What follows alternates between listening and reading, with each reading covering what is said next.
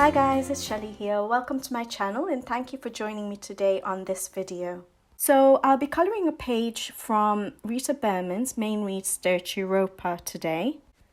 Last week I'd put up a poll on my community tab requesting some help in choosing a book to colour in from a few books, I think about 5 books that have been recently requested by subscribers for me to colour in and do a colour along in. Rita Berman's Europa book was a very clear winner and I was very happy. I love Rita Berman's work, I love this book, and so I was excited to be able to colour in it for this video. I will definitely at some point get to all the books that were on that poll because they have been requested, and I'm of course happy to colour in all of those books. So slowly but surely I will get round to all the books. The page I've chosen to colour in this book is the picnic page. I really like this page, and so I'm really happy to be colouring in it. But before I get started on chatting about this page, I first wanted to say a big thank you to each and every one of you. Just before I started editing this video for uploading, I noticed that I have reached 1,000 subscribers and I am so overwhelmed, so surprised, and I just want to say a big thank you to all of you. I was not expecting this at all. I just decided to start this channel for myself and I was just basically having fun with the channel. I am really enjoying producing videos for it and colouring on it and interacting with everyone. And so I didn't even give a thought about who is subscribing or how many people are subscribing. And so when I saw that it's now 1,000 subscribers, I am feeling so humble, so grateful, and so happy that there are people out there who want to colour with me, who want to watch my videos. And yeah, I just want to, from the bottom of my heart, say thank you to all of you. I think it's been less than 2 months since I started the channel and I didn't really have a plan. I just wanted to colour, like I've been colouring since 2020 and just carry on colouring, but the only difference is that I video it and share it with you guys. And I have been shown so much love, so much support. I've received such nice comments on my videos, messages, emails, and it's just wonderful being able to interact with all of you who have the same passion in colouring as myself. So thank you for subscribing, for liking, for commenting, or for simply watching my videos. And I hope to continue making videos and I hope to keep interacting with all of you, whether it's on YouTube, whether it's on Instagram. It's such a lovely community and I couldn't have asked for more. Okay, enough of the emotional stuff before I get too emotional. And let's get back to colouring in Rita Berman's book. So as usual, on this page I will be using my Faber Castell Albrecht Dürer pencils, which are watercolour pencils but have exactly the same shades as the Polychromos pencils. I will use the pencils wet or activated in certain areas on this page, and then I think majority of the time I'll be using them dry. You don't have to use watercolour pencils. I'm just using it for basing, for quicker blending, otherwise I'd be here forever. But you could always just use dry pencils and just spend a little bit of extra time just blending the pencils together rather than needing to use watercolour pencils if you don't have them. I will also be using Tombow dual brush pens for basing, I think, majority of the elements on this page.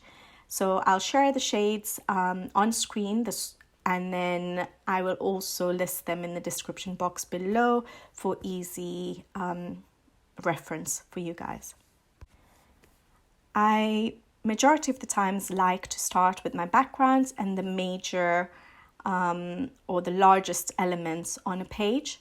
And so I first go in, as you've probably already seen, go in to do the sky first, and then I'll be doing the grass and working on the trees, and then I'll come around to doing all the smaller elements on the page.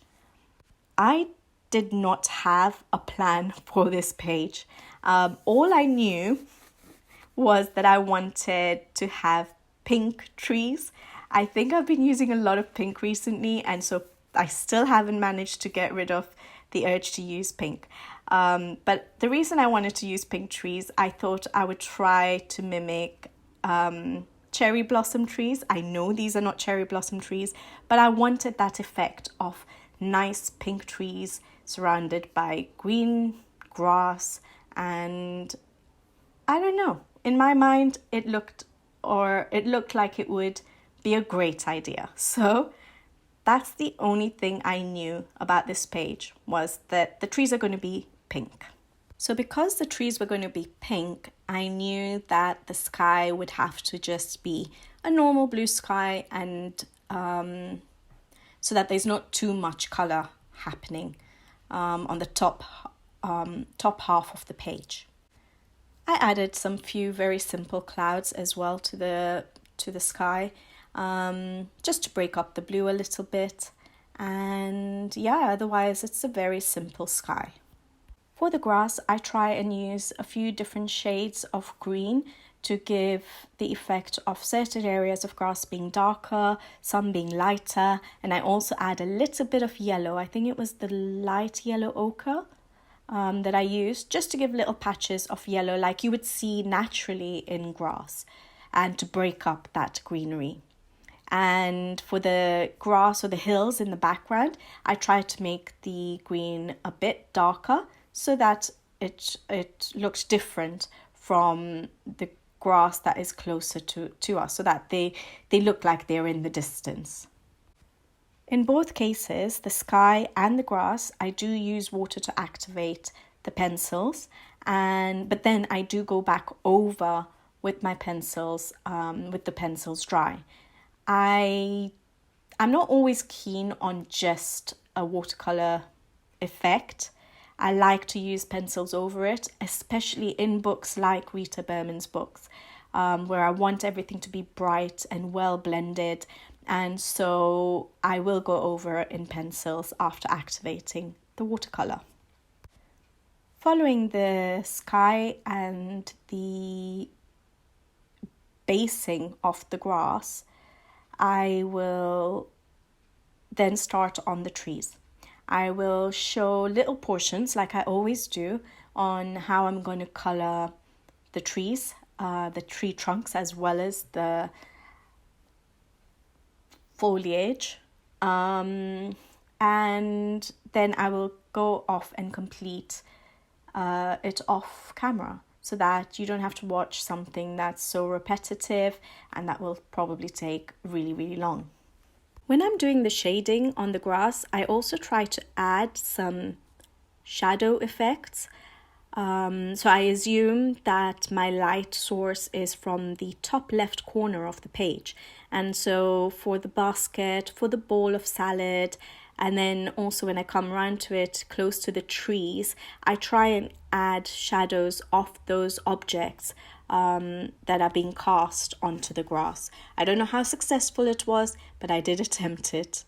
For the bridge and the path, I didn't want to use grey. I didn't think it fit with the colours that were starting to be laid down on the page. So I said I would go for a brown. However, I didn't want the bridge to disappear or not stand out because of the brown tree trunk of the tree that's in the middle of the page. So I decided to use slightly different tones of brown so I used the Caput Mortem pencils and some of the skin tone pencils like the cinnamon and the light flesh, just to give a different kind of brown effect. Because there's so much color already on the page because of the pink trees, I decided that the picnic mat will have to be quite a subtle color, not something that stands out too much, because I would also be needing to put color on all the picnic elements, like the baskets, the balls, the food,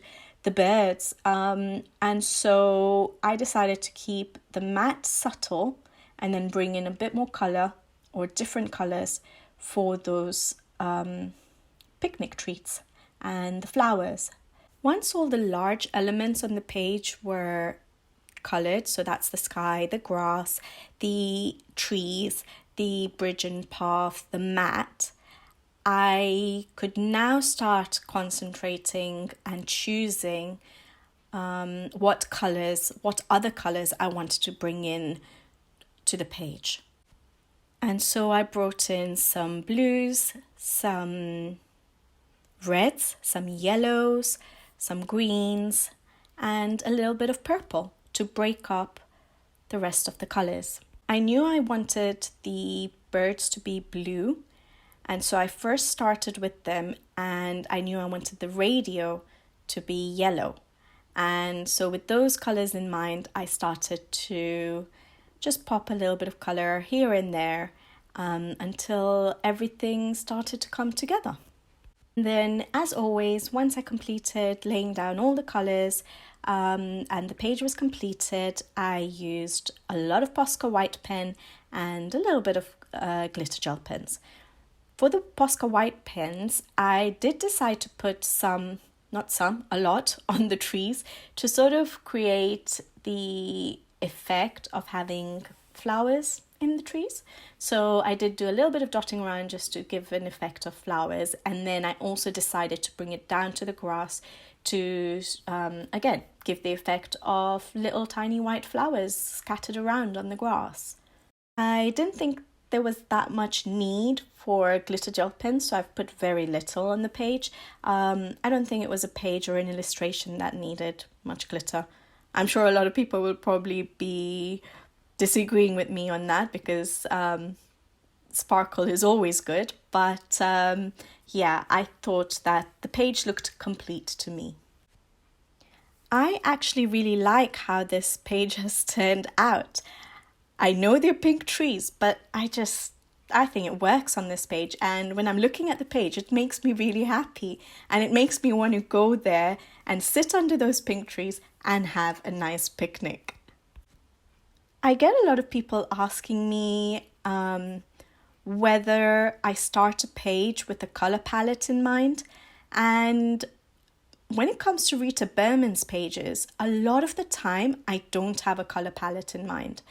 I look at a page, first of all I flip through her books and I see what page jumps out at me, what I have the urge to color.